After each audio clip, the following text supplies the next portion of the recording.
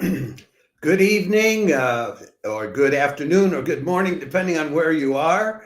Ladies and gentlemen, boys and girls, and everybody in between, welcome to this weekend's highlights of chamber music performances, which will be going on Friday, Saturday, and Sunday, January 31st till February 2nd, 2025. If you're watching this, well, we're both still here, or we're all still here after how many years? Anyway, we have a lot to tell you about, but before I say anything else, I want to tell you, remember to like this video if you're watching on Facebook, click the subscribe button if you're watching on YouTube, or follow us. Don't just like the video, but please follow us on X, TikTok, Instagram, or Threads to get more than 1,000 live links to live performances online in 2025. And having said that, let me start. Excuse me, we have at least 10 live streams of chamber works this weekend. If I spend just 3 minutes each, I'll be on for 30 minutes, and I want to get done in 20. So let's start. First of all, that picture there is the Poulenc trio, and we've already told you about them and put out a separate video about it. They will be playing tonight at the Peabody Institute. Well, actually, it will be 12:30 p.m. on the East Coast, 9:30 in the morning on the West Coast, and 6:30 in the evening in Europe, which is now. So they're playing now.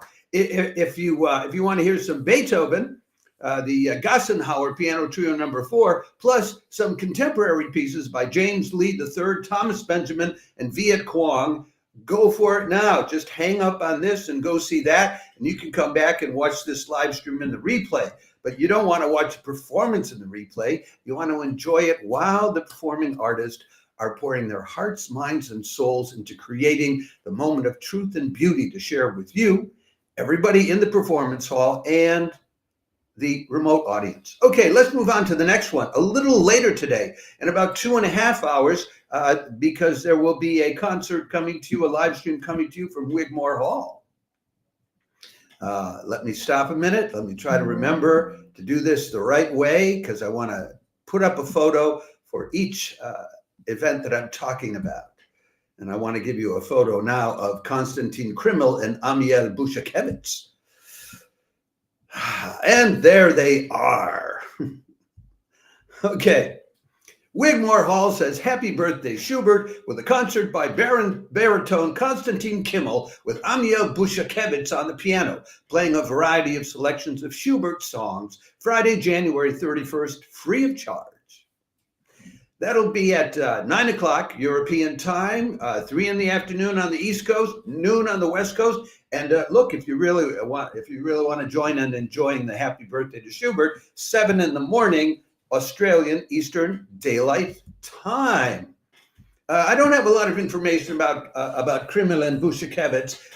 Time constraints just didn't allow it, but they'll be playing some pieces by Schubert, some from the Schöne Müllerin. They'll be also doing some songs by Lohe, and also some songs like Gruppe aus dem Tartarus, Nachtstück, Am Bach im Frühling, etc.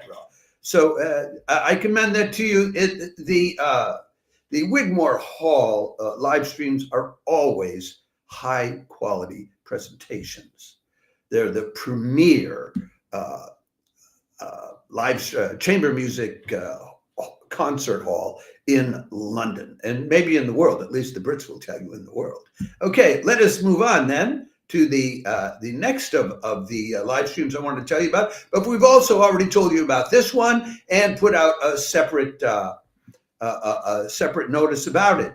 You know, all good things must come to an end, but not yet when it comes to Soundless by Ellen Fullman and Theresa Wong.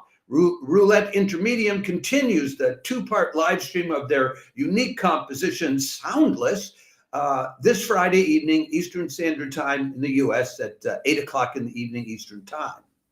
That's a composition played on a newly designed long stream instrument, which Ellen Fullman herself envisaged and created, as well as cello, guitar, and electronic music managed by Theresa Wong. So we've already told you about that one. Enjoy it. That's a picture of the two of them. They'll be going at the second part of it. This was a piece that was written on a commission by the Australian music producer Room 40, which produced their latest album called Harbors, and Room 40 liked it so much they said, well, will you create something? So they did. So Room 40 liked it, so maybe you will too. Okay, moving right along here. I'm so happy this is ripping along because there's so much to tell you about, and I hate taking too much time to do so. Okay, now this one we haven't told you about, all right, and that's Jean Rondeau in the photo. You may not know it, but Jean Rondeau is one of the finest harpsichordists alive today, and he'll no doubt prove it in his live stream of works by Couperin, Bach, and Ligeti, plus his own improvisations in between, Saturday, February 1st. That will be live streamed by March Vivo, those wonderful people in Madrid with the Juan March Foundation. It's part of a Fantasia series. It's the fourth part, Fantasia number 4, which they've been doing to show how some of this early music, especially those pieces entitled Fantasies, were actually, had an improvisational spirit to them. So he's going to be doing these works by these composers I mentioned, plus free improvisations based on the styles of the chaconne, the passacales, and the rondeau. As for Rondeau, he went to the Conservatoire in Paris, won first prize at the Bruges International Harpsichord Competition 2012, but it's just been onward and up for there. His latest album was called Gradus ad Parnassum, which I think means onward towards Parnassus. 2023, hailed as a triumph by Gramophone. The one before that, in 2022, he did Bach's Goldberg Variations, and he got a 5-star review by BBC Music magazine for that. And this year, he'll be doing recitals at the Berlin Philharmonic, the Wiener Konzerthaus, London South Bank Center, and chamber music concerts at Carnegie Hall, the Amsterdam Concertgebouw, and the Philharmonie de Paris. So he's hot. If you're into early music, you really want to hear this guy. And I keep getting messages telling me that the photos that I put up are not being put up, and I don't know why. So I don't think you got to see the picture of Jean Rondeau, but I certainly tried to show it to you. Okay, let's move on to the next of today's live streams, which is coming to you from Novus, Vox Novus. Yeah, I think it's Vox Novus, isn't it? Rather than Novus Vox. Yeah, it's Vox Novus, which means the new voice. I love those guys. I'm in touch with them, so I'm happy to promote this next of their concerts. Vox Novus's Composer's Voice is back this Saturday, February 1st, with Voices Up, a string trio and poetry concert from Fordham University's Lincoln Center campus, playing and singing contemporary composers.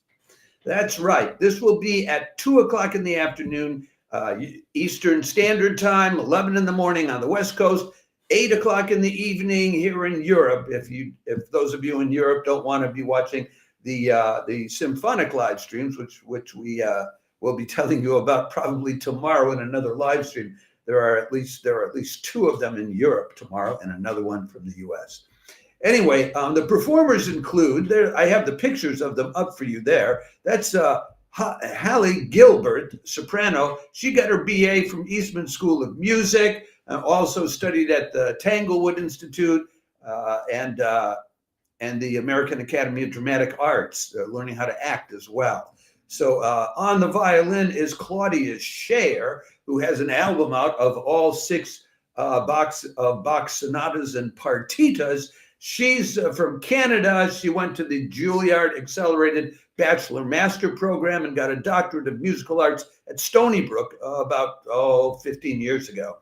And she tends to give these concerts performing all of these Bach sonatas and partitas, the Bartók solo sonata, and Boulez's anthems. Then on the viola is Amadi Azikiwe, who's a New York City native, went to North Carolina School of Arts and the New England Conservatory, and then went to IU, Indiana University. He's a faculty member at NYU Steinhardt School, among other places, and the music director, very proudly, of the Harlem Symphony Orchestra. There's a lot about that in his on his bio page, and I encourage you to check out the bios of each of these four. And then finally on the cello is Yisu Ok, who was a Latin Grammy nominee, and she really likes to cross cultural lines. She's a cellist, a festival director, an arranger, an orchestrator, and a conductor.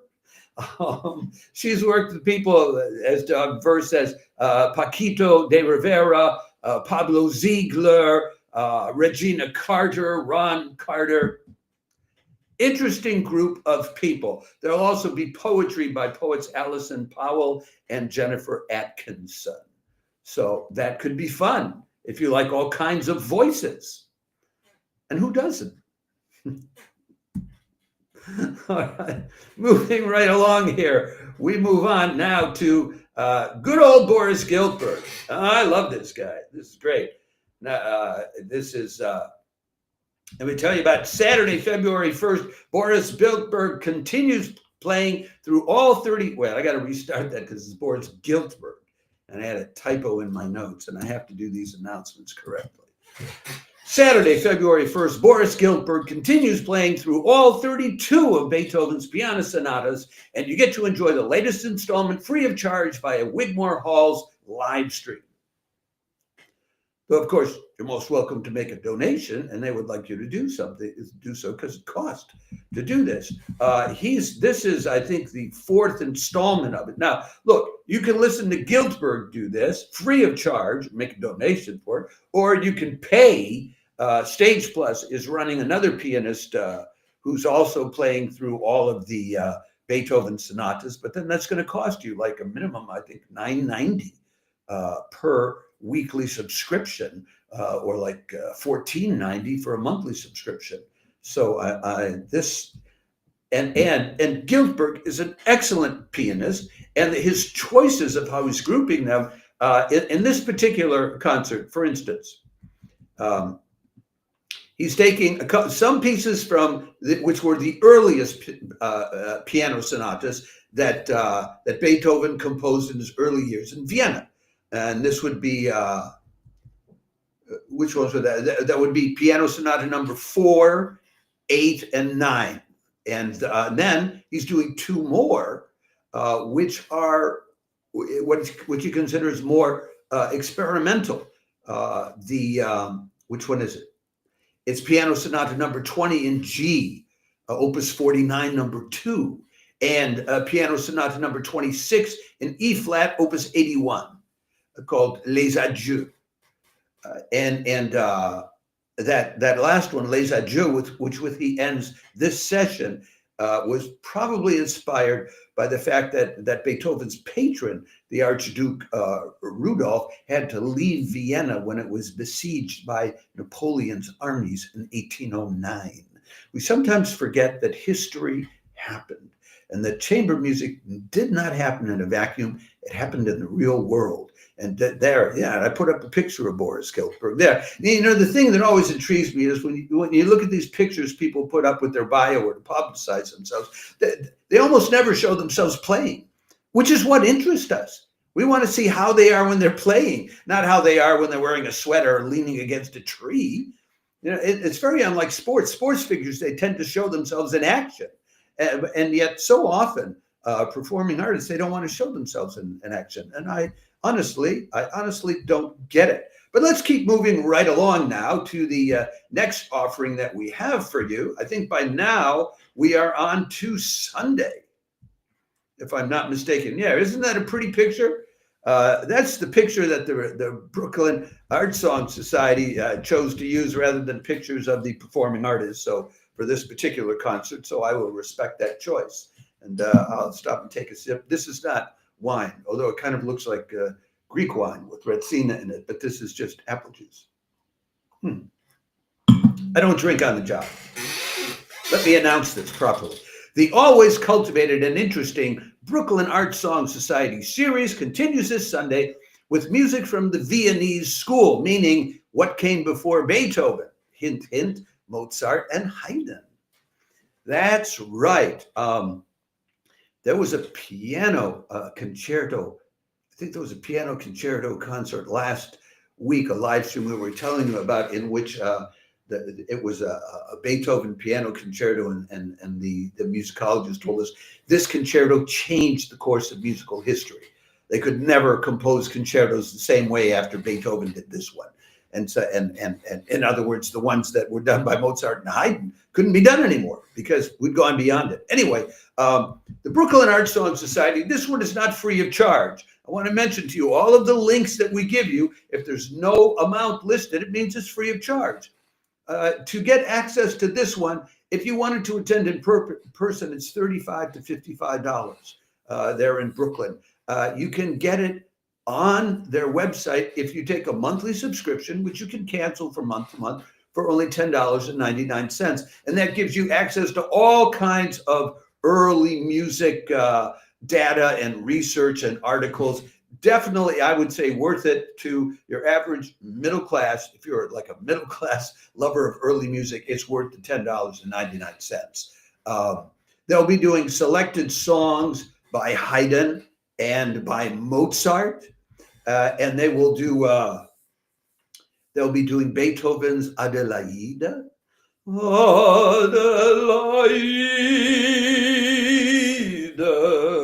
Oh, I have worked on that song so much. La da dee da da dum ba dee dee dee dee da da. I'll stop there anyway. But when I get a chance to give you a few riffs, I do. The singers will be Ashley Emerson and Maggie Finnegan, sopranos, Catherine Lerner, mezzo-soprano, Michael Kelly, baritone, and three different pianists, Mike Rothman, Brent Funderburg, and Joel Harder on the piano.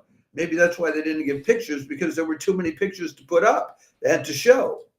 But I'm telling you, it's always high quality, the Brooklyn Art Song Society. And you know, I was born a long time ago. I'm old, man. I'm not as I don't look as old as I really am. And when I was growing up, people would still ask questions like, "Is there any culture in the United States?" Europeans would ask that kind of stuff. You know, when I was a young man coming out of university and had my first trip to Europe, I would hear questions like that. And, you know, now there is so much chamber music coming out of New York and Baltimore and DC and Chicago, and the state of Washington is flooded with it. So I'm just so happy about that, to have seen the evolution of high culture in my homeland, even if I do live over here on the other side of the pond. So let's move on now to the next. We only have three more, and we're doing okay in terms of time. We won't get done in 20 minutes, probably 25. So if any of you are watching, we probably have a good 6-7 more minutes to go. Let's move on to this next one. That picture there is the Ingolfsson-Stoupel duo.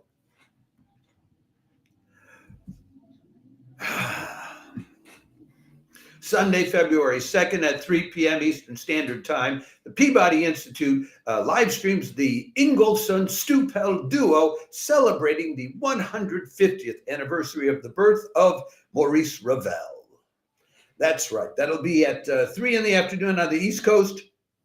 It'll be at noon on the West Coast, 9 in the evening here in Europe. Judith Ingolfsson and Vladimir Stoupel are a real artistic couple. I'm not sure to what extent they are a couple in real life as well. She's currently the professor of violin at the Peabody Institute, which is the oldest conservatory in the United States of America. Now it is associated with Johns Hopkins. She's also, along with Vladimir, the co-artistic director and founder of the Festival Aigues Vives en Musique in France, and of the International Bach Academy Eisenach in Germany.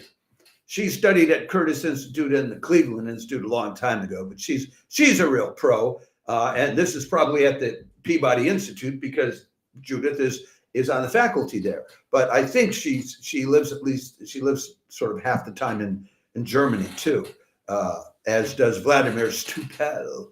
the pianist, he plays with the Berlin Phil and the usual, the round of German orchestras, many of which live stream, and we're regularly telling you about the Bavarian Radio Symphony, and et cetera, et cetera. But he also is a conductor, and he conducts chamber operas at the Konzerthaus in Berlin, and has guest conducted orchestras, including the Berlin Symphony, the Mainz State Orchestra, the Czech Chamber Philharmonic, the Orchestre Philharmonique de Marseille. Boy, you can tell I really like pronouncing both French and English. Anyway, what are they going to be playing? This is a sophisticated concert. They'll be playing 3 pieces by Simon Lax. Why? Well, Simon Lax was part of a group of immigrant composers who flourished in Paris between the 2 wars, and then after that, then they'll play Ravel's Violin Sonata No. 2 in G major, which he completed in 1927, and which reflects influences of what was called jazz in those days,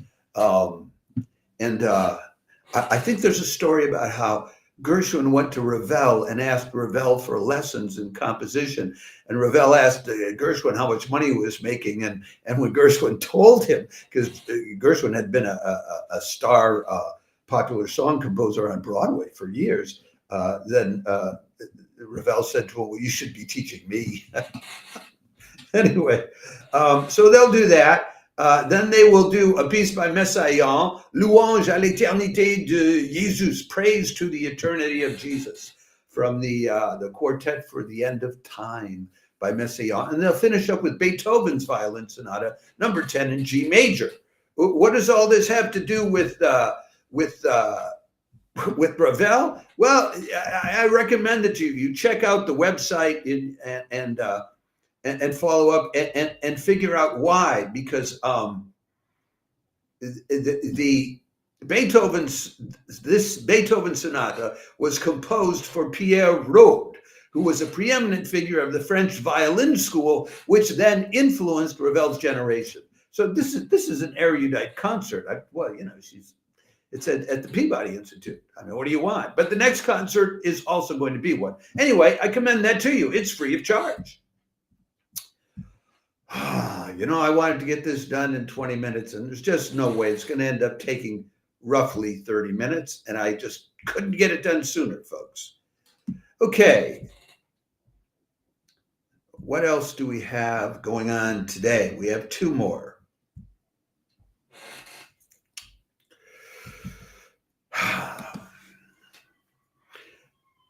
You get 2 chances to enjoy the Beethoven Reimagined concert by the Delgani String Quartet and Cascadia composers out in Oregon on Sunday, February 2nd, and Tuesday, February 4th. This is a concert. The Cascadia composers is a group of a large number of composers in Oregon, and they collaborate with each other and will put together compositions on the same themes. Now, what they've done here is they put out a call for composers to come up with short pieces inspired by Beethoven's String Quartet No. 13 in B flat major, Opus 130.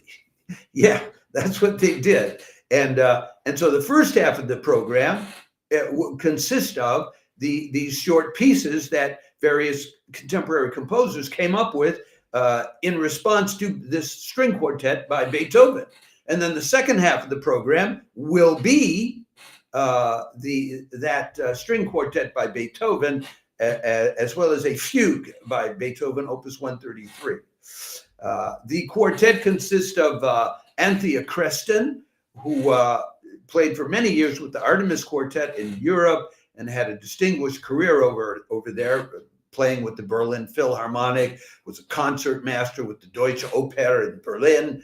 Janny Way, one of the co-founders of the string quartet, the Delgani String Quartet, went to the Mannes School of Music in New York, Peabody Institute, got a PhD at Oregon. Kayla Cabrera, a recent graduate of the Juilliard School, who I think is subbing for someone else who used to be with this string quartet. And Eric Alterman on the cello. He's a native New Yorker, but he's moved to Oregon, and he plays with the Eugene Symphony and the Oregon Mozart Players. So that's both on Sunday and Tuesday. So if you miss it on Sunday, you can hear it on Tuesday. We give you the times in the link that we provide you. How about that? And now we are down to the grand finale of this week's Chamber Works. I love these guys. What can I say? And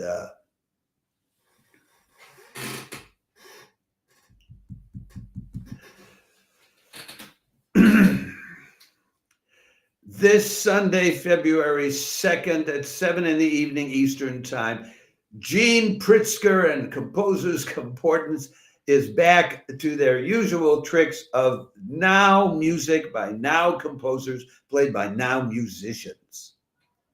Sometimes it's hard to tell, is this classical, is it not?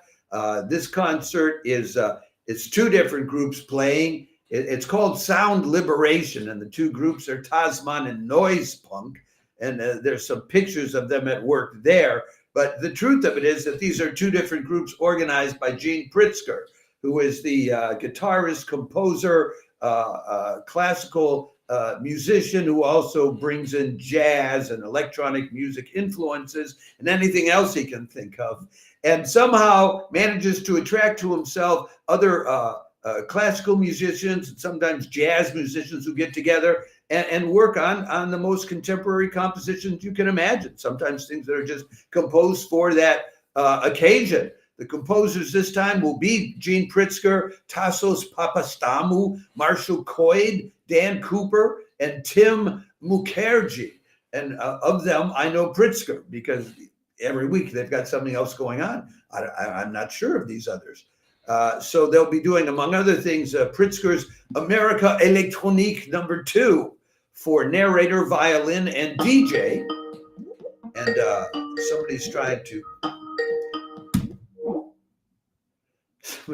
Somebody just tried to Skype me while I'm doing this, because all of my friends know that I do these live streams about this time of day. So, of course, that's when they try to Skype me or contact me on WhatsApp. Anyway, this piece, America Electronique 2, includes a narration of the iconic poem America by Allen Ginsberg. They'll also be doing Suite of Tomorrow's Regrets by Tassos Papastamou and Eric T. Johnson. You know, what can I tell you? When you tune into Composers Concordance, you're going to get whatever it is you're going to get. And if you want music that is absolutely new, you know, and that you would not expect, although, you know, if you're familiar with this kind of more modern stuff than you would expect it, well, you'll get that from Composers Concordance. And you know, it just never ceases to amaze me. I look at some of this stuff, and I'm looking up the bios of the musicians involved, and although the music that's being played is not typical classical music, they all have experience. They've done recordings of Schubert and things like that, or they're playing with established symphonic orchestras or chamber music groups. And yet they come here to New York City and they just go wild with Gene Pritzker and his band of merry music makers. So if you dare, check that out. That's on their own. That's not on YouTube like just about everybody else. That is on their Facebook page, and we give you the link to that. Ladies and gentlemen, boys and girls, and everybody in between, that's what we have for you this weekend. 10 different live streams of all different kinds, from the most sophisticated, from early music to music that's being created now, to sweet classic chamber music, to erudite investigations of you know what Beethoven's music was about and what it means to us now, or what Beethoven's music was about and what it meant to those who came before him. It's just, there's so much intelligence. There's so much expertise on display in the next 72 hours. Let me remind you once again, if you want to make sure you don't miss any of this stuff, like this video if you're watching on Facebook, and we'll send you an invitation to follow us. Subscribe to us. Click on the little button underneath the YouTube window if you're watching us on YouTube, or subscribe to or follow us, not just liking the video, but liking us on X, TikTok, Instagram, or Threads. And we promised you we are going to get to you more than 1,000 live links to live performances like this in 2025. There's all this just in 72 hours. So listen, I hope that one or more or any of these experiences for you are inspiring, are uplifting, or, just a good time for you to enjoy together with the other audiences which are there in person and the other people in the global audience. If you watch anything on YouTube, any of these that are streamed on YouTube, go into the chat box and see if Access Arts Live is there. And if I'm there, because that's me, say hello so I know that I was the one that brought you there. And if I'm not there, tell the moderator anyway, hey, Access Arts Live brought me here. So we get a little credit for all I'm telling you, I've been working hard to get you all this info. So feel free to contact us and leave comments on any of the platforms where we're live streaming. I would love to hear from you. If you check out any of these concerts, if you like them or if you hate them, I'd love to hear from you about that too. Having a reaction is a part of it. And I will probably be back tomorrow with some updates on the big gun productions, because there's opera and 3 different symphonic productions, some symphony orchestras Saturday night, if all this chamber music is not your thing. Ciao for now. Oh, and thanks for